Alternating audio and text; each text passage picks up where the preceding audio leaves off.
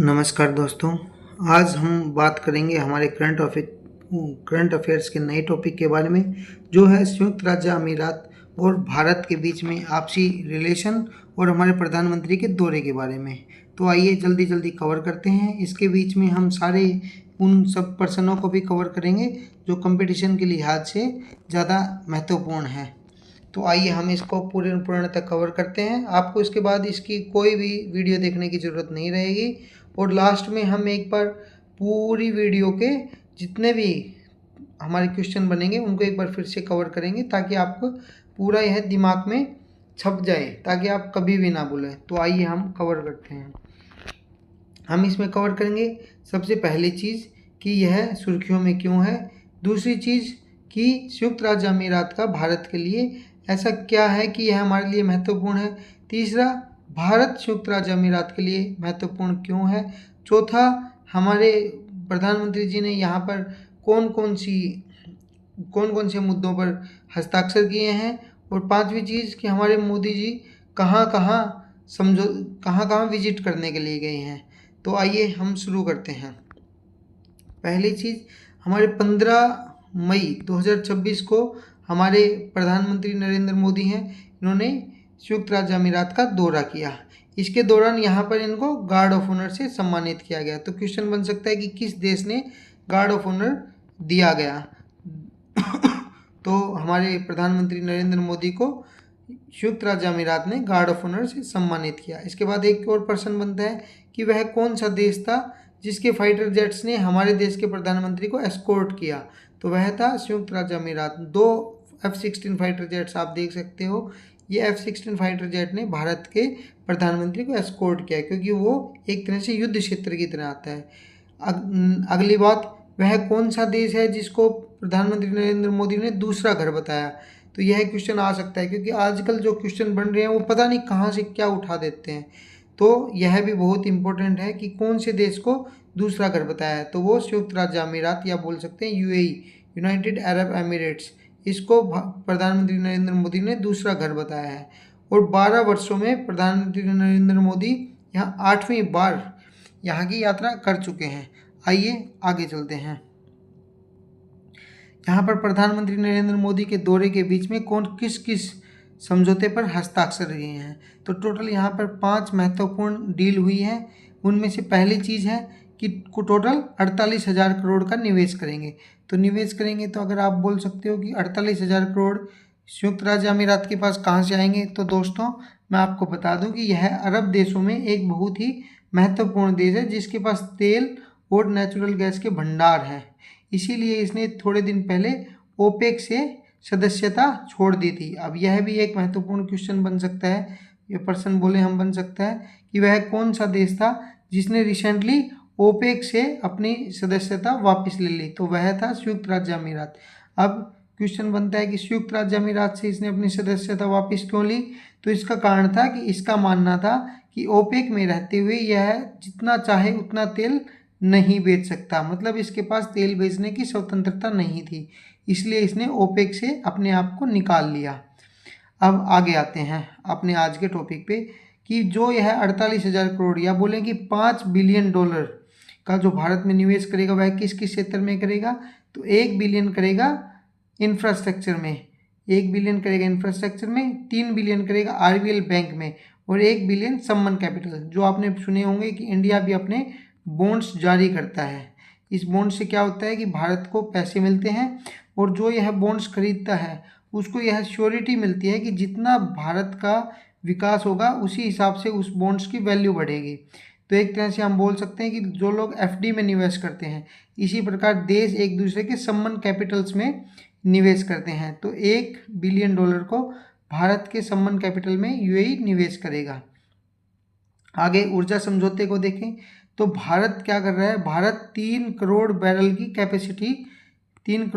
Capacity का भारत में तेल भंडार बनाने की कोशिश कर रहा है, लेकिन ओपेक के कारण यह पूरा नहीं हो पा रहा था। अब ओपेक की सदस्यता UAE ने छोड़ दी है।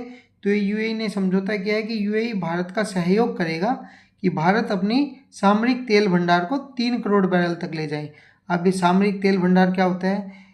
एक देश अपने देश में तेल को का भंडारण करता है। उससे क्या होता है, जैसे यूएई अपना तेल है उसको भारत में भंडार करेगा। इससे क्या होगा, आने वाले समय में कभी भी ऐसा युद्ध का क्षेत्र आता है जिसके कारण यूएई अपने देश से नहीं बेच पाता, तो वो भारत से इस तेल को उठाएगा और अन्य देशों में बेचेगा। इससे भारत को क्या फ़ायदा मिलेगा, भारत को फ़ायदा ये मिलेगा कि कल ना अगर युद्ध जैसी स्थिति बनती है और या फिर कुछ इमरजेंसी आ जाती है जिसके तहत भारत को तेल की ज़रूरत है, तो भारत इस तेल को का प्रयोग कर सकता है। अगला क्या मेगा डील हुई है या हम बोले समझौता हुआ है, तो शिप प्रिपेयर क्लस्टर बन रहा है इंडिया के गुजरात के वारनार में। उसमें भारत और जो यूएई की जो कंपनी है ड्राईडॉक्स वर्ल्ड, इन दोनों के बीच में समझौता हुआ है कि ये दोनों मिलकर इस शिप रिपेयर क्लस्टर का निर्माण करेंगे। अब इससे क्या क्या हमारे पर्सन बनते हैं, आइए कवर करते हैं। पहली चीज़, यूएई कितने $1,000 का भारत में निवेश करेगा, तो यह है $48,000 का। अगर हम डॉलर में बात करें तो $5 बिलियन का निवेश करेगा। आगे चलते हैं कि कौन कौन सी कंपनियां मिलकर शिप प्रिपेयर क्लस्टर बना रही हैं, तो कोचिन शिपयार्ड और ड्राईडॉक्स वर्ल्ड, ये दोनों मिलकर भारत में शिपिंग क्लस्टर बना रही हैं। भारत कितने करोड़ बैरल का सामरिक तेल भंडार बनाने जा रहा है, तो यह है 3 करोड़ बैरल का। आइए आगे चलते हैं। आप चिंता मत करिए, बिल्कुल लास्ट में आके एक बार फिर से कवर करेंगे कि आप इसको भूलोगे नहीं। एक बार आपको लगेंगी 5 मिनट, लेकिन उसके बाद आप कभी भी ज़िंदगी में ये भूलोगे नहीं। आइए आगे कवर करते हैं।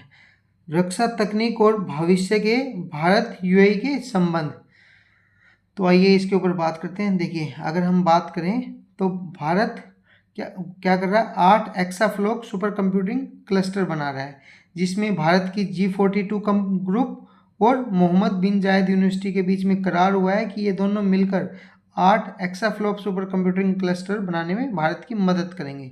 उसके बाद अगर हम बात करें रक्षा साझेदारी की, तो अब हुआ क्या, ईरान और अमेरिका के बीच में जब युद्ध हुआ तो ईरान ने दबा के इसके ऊपर मिसाइलें डाली इससे यूएई बहुत खफा हो गया, क्योंकि यूएई को लगता था कि अमेरिका इसकी रक्षा करने में पूर्णतः कारगर है।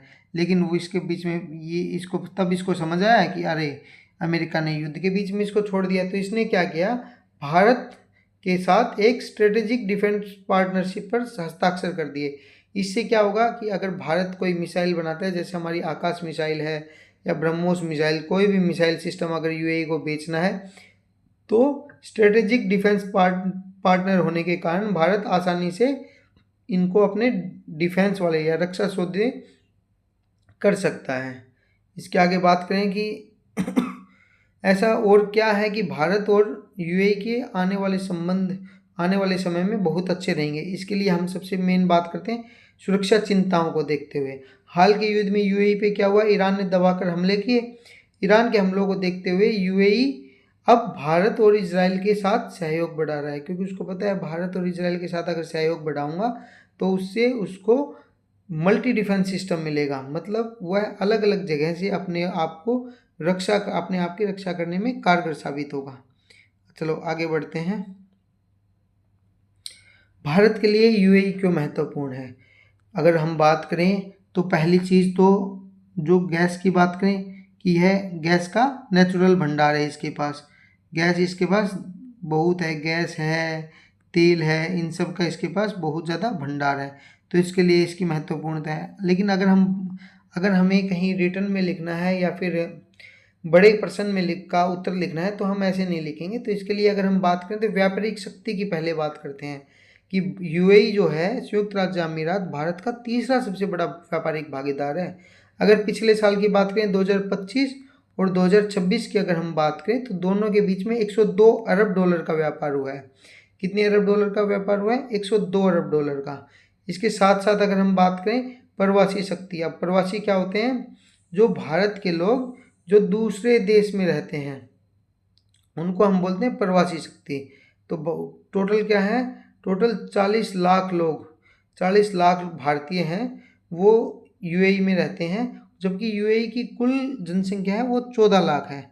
तो यहाँ पर भारतीय लोग हैं वो काम करते हैं उसके बाद क्या होता है, भारतीय लोगों का काम करने के बाद क्या होता है कि यहाँ से पैसे लेके आते हैं, तो जो रुपए हैं वो आते हैं। इससे क्या होता है कि भारत का विदेशी मुद्रा भंडार ये बढ़ता है।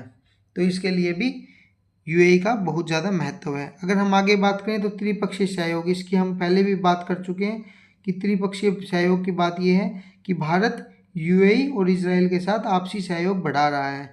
इसमें भी यूएई एक बहुत ज़्यादा बड़ा डिफेंस पार्टनर है, क्योंकि अगर हम बात करें पुराने समय से अगर आप फॉलो कर सक रहे हैं तो एक I2U2 ग्रुप बना था, जिसमें मेनली इजराइल, इंडिया, यूएई और यूएसए था।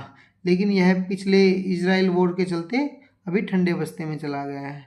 चलो आगे चलते हैं। ऐसा क्या हुआ कि यूएई को अचानक इंडिया की याद आ गई, यूएई को अचानक इंडिया की याद आ गई, ऐसा क्या हुआ? तो चलो इसके ऊपर बात करते हैं। हुआ क्या एक्चुअली में, जब युद्ध हुआ तो ईरान ने ये जो स्ट्रेट ऑफ हार्मुज या फिर बोले कि हॉर्मुज जल डमरू मध्य है, इसको चोक कर दिया। इसको जैसे ही चोक किया तो विदेशों में तेल का भंडार नहीं कर पाई, ना सऊदी अरब कर पाया, ना यूएई कर पाया। जिसके पास भी था वो तेल आगे नहीं भेज पाया, जिसके कारण क्या हुआ कि सब एकदम तेल की कीमतें बढ़ गई। तो इसके कारण एक तो तेल की समस्या पैदा हुई, दूसरा जैसे युद्ध हुआ ईरान ने दबा के यहाँ पे मिसाइलें डाली, जिसके कारण इनको यह रियलाइज़ हुआ कि अमेरिका अकेला इनका बचाव नहीं कर सकता। इसके कारण भी भारत की इम्पोर्टेंस रियलाइज हुई। तीसरी अगर हम बात करें तो जो रूस के जो रक्षा मंत्री हैं, विदेश मंत्री हैं, उन्होंने बोला कि भारत एकमात्र ऐसा देश है जो मीडिएटर का काम कर सकता है, जो मध्यस्थ का काम कर सकता है। अब तक आपने देखा होगा कि पाकिस्तान दबा के मीडिएटर बनने की कोशिश कर रहा था, लेकिन वो सब फेल हो गया। अभी रूस के विदेश मंत्री ने बोला कि अगर कोई ऐसा कार्य कर सकता है वो सिर्फ और सिर्फ भारत है। एक बात और बोले कि ईरान के विदेश मंत्री ने भी भारत को बोला कि भारत पूरी तरह से जहाज़ों की आवाजाही कर सकता है। तो इससे भी भारत की इम्पोर्टेंस बढ़ी, और इसी इम्पोर्टेंस को देखते हुए यूएई ने भी भारत की तरफ हाथ बढ़ाया है। अब हमारे जो पीएम है उनका अगला पड़ाव क्या रहेगा? तो दोस्तों मैं आपको बता दूं कि पीएम मोदी 5 देशों की यात्रा पर हैं। जो यूएई है उसकी यात्रा कंप्लीट हो गई है। इसके बाद ये जाएंगे 17 मई को नीदरलैंड में, 17 मई को नीदरलैंड के बाद स्वीडन, जो कि यूरोपियन कंट्रीज़ हैं। इसके बाद नॉर्वे जाएंगे, और नॉर्वे के बाद इटली जाएंगे। यहाँ अलग अलग मुद्दों पर यह चर्चाएं करेंगे। हम आने वाले समय में हर टॉपिक को कवर करेंगे। आप वीडियो को लाइक करें और चैनल को सब्सक्राइब कर दें। तो चलो, और बेल नोटिफिकेशन को भी दबा दें, ताकि जब मैं अगले टॉपिक के ऊपर वीडियो बनाऊं तो आपके पास आसानी से वीडियो पहुंच जाए। चलो आओ अब कवर करते हैं फटाफट सारे टॉपिक को। तो आइए कौन कौन से टॉपिक बनते हैं इसे। पहली चीज़ पीएम मोदी ने कितने देशों की यात्रा की? तो बताओ कितने देशों की यात्रा की? 5 देशों की यात्रा की। सबसे पहले किस देश की यात्रा की? यूएई की। वह कौन सा देश है जिसके फाइटर जेट्स ने नरेंद्र मोदी जी को एस्कॉर्ट किया? तो F-16 फाइटर जेट। वह कौन सा देश है जिसने गार्ड ऑफ ऑनर दिया? तो अबू धाबी में गार्ड ऑफ ऑनर दिया यूएई ने। अबू धाबी किस देश की राजधानी है? तो वो है यूएई की। किस देश को दूसरा घर बताया? तो वो है यूएई का। ठीक है। 12 वर्षों में कितनी बार यूएई की यात्रा की? 8 बार। चलो आगे चलते हैं। भारत और उसके बीच में कितनी मेगा डील हुई? 5 मेगा डील हुई। कितने करोड़ का निवेश करेगा? 48,000 करोड़ का, या फिर बोलें $5 बिलियन का निवेश करेगा। ठीक है, ये हमने सब कवर कर लिए थे। अब आगे चलते हैं अगले पे, ताकि वीडियो लंबी ना हो। अच्छा भारत और यूएई के बीच कौन से देश के साथ स्ट्रेटेजिक डिफेंस पार्टनरशिप पर साइन किया 5 देशों के दौरे के दौरान? तो यह है यूएई के साथ हमने स्ट्रेटेजिक डिफेंस पार्टनरशिप पर साइन किए हैं। ठीक है। भारत कितने एक्साफ्लोप सुपर कंप्यूटर बना रहा है? तो ये है 8 एक्साफ्लोप सुपर कंप्यूटर बना रहा है। आगे चलते हैं। यूएई भारत का कौन सा व्यापारिक भागीदार है? तो ये है तीसरा भागीदार है। लगभग कितने लाख प्रवासी वहाँ पर कार्य करते हैं? तो 40 लाख भारतीय प्रवासी वहाँ पर कार्य करते हैं। अब कितने अरब डॉलर का व्यापार हुआ है पिछले साल? तो 102 अरब डॉलर का व्यापार हुआ है। आप बोलोगे कि सर ये तो क्वेश्चन नहीं आते, आजकल पता नहीं कौन सा कहाँ से क्या टॉपिक उठ कर आ जाए, तो उसके ऊपर हम कोई भी सोच नहीं सकते। लेकिन हाँ, इतना ज़रूरी है कि अगर हम करंट को कवर करते चलेंगे तो हम वर्ल्ड जीके को पूर्णतः कवर कर लेंगे, क्योंकि कोई ऐसी चीज़ नहीं बचेगी जो हम वर्ल्ड जीके के छोड़ेंगे अगर हम करंट को करेंगे। और हमेशा देखिए, वर्ल्ड जीके हमें लगता है कि उल्ट पुल्ट कुछ भी आ जाती है, लेकिन ऐसा नहीं है, वो करंट से ही मिलकर आती है। होता यह है कि 2 महीने पहले कोई किसी देश के साथ कुछ करंट बनी होती है और उसी से वो क्वेश्चन पूछ लिया जाता है। तो चलो आगे चलते हैं। स्ट्रेट ऑफ हार्मुज किस देश ने स्ट्रेट ऑफ हार्मुज को ब्लॉक कर दिया था? तो वह था ईरान। ठीक है। और ये रूस के विदेश मंत्री ने किस देश को मध्यस्थता करने के लिए बोला था? तो वह इंडिया को। तो इस तरह से आज के हमारे करंट अफेयर्स कंप्लीट हुए। इसके बाद हम किस देश का क्या क्या पड़ाव रहेगा हम उसको आपको कवर करेंगे। अभी शुरुआती वीडियोज आ रही हैं, हो सकता है आपको वीडियोज़ में उतना मज़ा ना आ रहा हो, पर भरोसा रखिए आने वाले समय में और अच्छी वीडियोज़ बनाएंगे। तो अब हम आपसे एक रिक्वेस्ट तो कर ही सकते हैं, क्योंकि आप यहाँ तक आ गए हो तो चैनल को सब्सक्राइब करके चैनल को और बढ़ोतरी दें, क्योंकि मैं भी एक ट्रेंड टीचर हूँ, लेकिन अभी यूट्यूब पर नया हूँ। तो डेफिनेटली मैं आपको और अच्छी अच्छी वीडियोज़ बनाऊँगा, और वीडियोज़ में मैं क्या सुधार कर सकता हूँ उसके लिए भी आप कमेंट करें, आपको कौन सी जानकारी अच्छी लगी और अगला टॉपिक किस टॉपिक पर लेके रहा हूँ अगला वीडियो, इस पर भी आप कमेंट कर सकते हैं। चलो फिर से मिलते हैं। अपने देश के लिए फिर से बोलिए, जय हिंद, जय भारत।